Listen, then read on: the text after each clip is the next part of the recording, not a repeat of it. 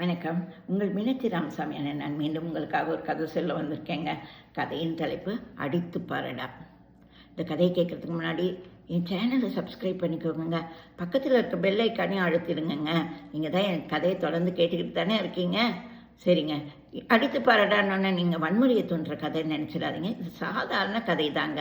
சரி, கதைக்குள்ளே போகலாம் வாங்க. இது சின்ன பிள்ளைங்கள்லேருந்து பெரியவங்க வரைக்கும் கேட்கலாம். அடித்து பாரடா.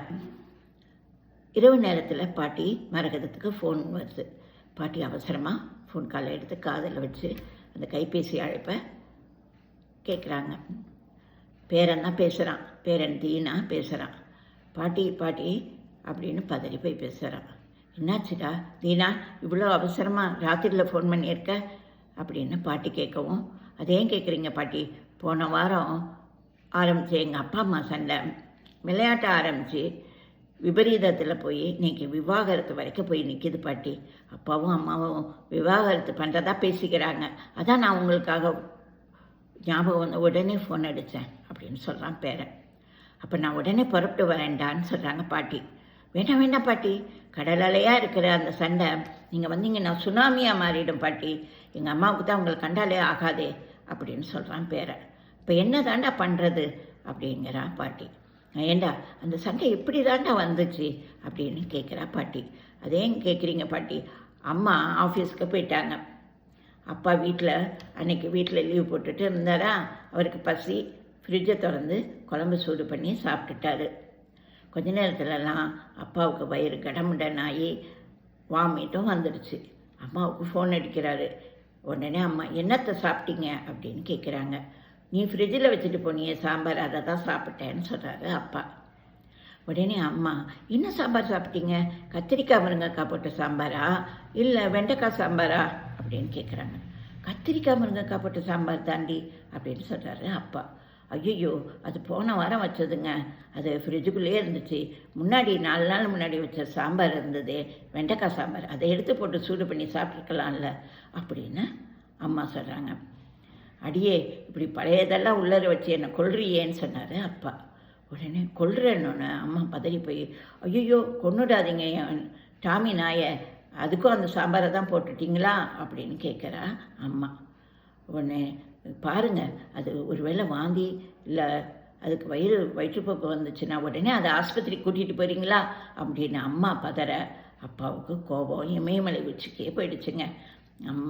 அப்பா கேட்குறாரு, அடியே இங்கே வயிறு சரியில்லாமல் நான் ஒருத்தன் நின்றுட்டுருக்கேன், எனக்கு வயிற்று வலி தாங்க முடியல, என்ன விட்டுட்டு நாய்க்கு வைத்தியம் பார்க்குறியா அப்படின்னு சொல்லி கத்துறாரு அப்பா. அப்பாவோட வார்த்தைகள் கண்ணா பின்னான்னு வந்து விழுது. வீட்டுக்கு வந்தோம், அந்த சண்டை ஓயலை பாட்டி அப்படின்னு பாட்டிக்கு விவரமாக சொல்கிறான் பேரன். இப்போ என்ன தாண்டா பண்ணுறது அப்படின்னு விடிய விடிய பாட்டியும் பேரனும் பேசிக்கிட்டே இருக்காங்க. ஆனால் அவங்களுக்கு எந்த ஒரு இதுவும் ஆலோசனையும் கிடைக்கல அந்த பேரனுக்கு. அப்புறம் தினமும் இந்த மாதிரி பேசிக்கிட்டே இருக்காங்க.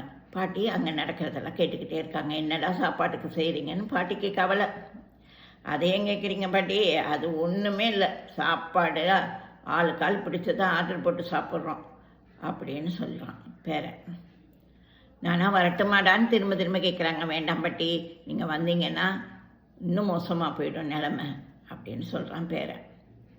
ஒரு நாள் அப்பா தனக்கு மட்டும் காப்பி போடுறதுக்கு அலமாரியை திறக்கிறவர் திடீர்னு உடம்பெல்லாம் நடுக்க ஆரம்பிச்சிடுது. நினைக்கிட்டு மனைவியை கூப்பிட்றாரு. அடியே சுசீலா, இங்கே வாடி வாடி, எனக்கு உடம்பெல்லாம் நடுக்குதுடி அப்படின்னு கத்துறாரு. அவ்வளோ நாள் கோவமாக இருந்த அவங்க அம்மா ஓடி போகிறாரு. ஓடி போய் புருஷனை பிடிச்சிக்கிட்டு, என்னாச்சுங்க நெஞ்ச வலிக்குதா அப்படின்னு பதறி போய் கேட்குறாங்க. உடனே அவர் அந்த காப்பித்தூள் எடுத்து அலமாரியை காமிக்கிறாருங்க. அதில் கரப்பாம்பூச்சிங்க அங்கேயும் எங்கேயும் ஓடிக்கிட்டு இருக்கு. அங்கே பாருடி, அதை எப்படியாவது அடிச்சிடுடி அப்படின்னு கத்துறாரு அப்பா. அப்பாவுக்கு கரப்பாம்பூச்சின்னா அவ்வளோ பயம் தீனாவோட அப்பாவுக்கு.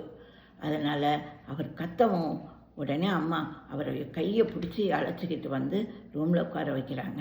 நீங்கள் இங்கே உட்காருங்க, அதெல்லாம் அடிச்சுக்கலாம், பார்த்துக்கலாம் அப்படின்னு சொல்கிறாங்க. இல்லைன்னா அம்மாவுக்கு உடனே நான் போய் காப்பி போட்டு கொண்டு வரேங்க, நீங்கள் இங்கே உட்காருங்க, உடம்பெல்லாம் நடுக்குது பாருங்கள் அப்படின்னு சொல்லிவிட்டு அம்மா போய் காப்பி 2 பேரையும் சேர்த்து வச்சிருச்சுங்க. பையன் இல்லை, கரப்பாம்பூச்சிங்க. அவசரமாக ஃபோன் அடிக்கிறான் பேரன் பாட்டிக்கு. பாட்டி அப்பாவும் அம்மாவும் சேர்ந்துட்டாங்க அப்படிங்கிறான். டேய் சேர்த்து வச்சிட்டியாடா அப்படிங்கிறாங்க பாட்டி. நான் சேர்த்து வைக்கல பாட்டி, கரப்பாம்பூச்சிங்க சேர்த்து வச்சிருச்சு அப்படின்னு சொல்லி சிரிக்கிறான் பேரன். உடனே பாட்டி சொல்கிறான், பாத்தியாடா நான் சொன்ன ஆலோசனை சரியாக போச்சா? நான் சொன்னாப்புல எப்படிடா அவ்வளோ கரப்பாம்பூச்சியை கொண்டு வந்து வீட்டுக்குள்ளே விட்ட நீ அப்படின்னு. நீ சொன்ன அன்னையிலேருந்து நான் கரப்பாம்பூச்சிங்களை பிடிக்கிறது தான் என் வேலை பாட்டி. பிடிச்சி கொண்டு வந்து அலமாரிங்க பூராவும் விட்டுட்டேன் அப்படின்னு சொல்கிறான். ஆமாண்டா, என் பையனை பற்றி எனக்கு தெரியாதா? சின்ன வயசுலேருந்து அவனுக்கு கரப்பாம்பூச்சின்னா அவ்வளோ அலர்ஜி. அடித்து தான் பாருண்டா, நானும் எத்தனையோ தடவை சொல்லியிருக்கேன்.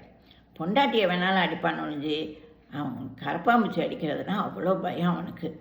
அதான்டா எனக்கு திடீர்னு இது யோசனை வந்துச்சு, அதான் உன்கிட்ட சொன்னேன். எப்படியோ 2 பேரையும் சேர்த்து வச்சிருச்சு கரப்பாம்பூச்சிங்க அப்படின்னு பாட்டி சொல்கிறான். பேரனும் பாட்டியும் விழுந்து விழுந்து சிரிக்கிறாங்க. கரப்பாம்பூச்சிக்கு நன்றியே சொல்கிறாங்கங்க. நன்றி, வணக்கம்.